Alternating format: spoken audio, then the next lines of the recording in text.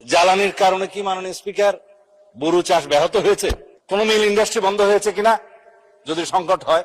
কোন কলকারখানা, চাষাবাদ, বোরো চাষ, স্কুল কলেজ, ব্যবসা বাণিজ্য সবকিছুই স্বাভাবিক চলছে, তাহলে সংকটটা কোথায়? নদীর পাশেই জমি, তবুও পানির অভাবে পুড়ে যাচ্ছে আখের ক্ষেত। কারণ একটাই, পাম্প চালানোর জন্য নেই ডিজেল। আর সেই সংকটেই চোখের সামনে শুকিয়ে যাচ্ছে কৃষকদের কোটি টাকার স্বপ্ন।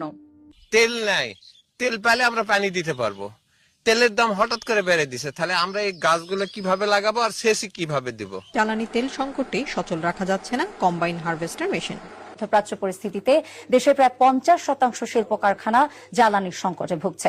জ্বালানি সংকটে দেশি বিদেশি বিনিয়োগ স্থবির হয়ে পড়েছে।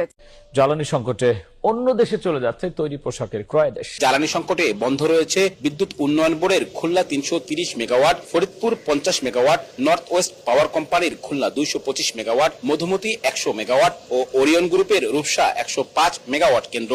জ্বালানি তেলের সংকটে বন্ধ হয়ে যাচ্ছে নাগরদহ স্থলবন্দরের গ্যাস টার্মিনাল। এটা হাস্যকর।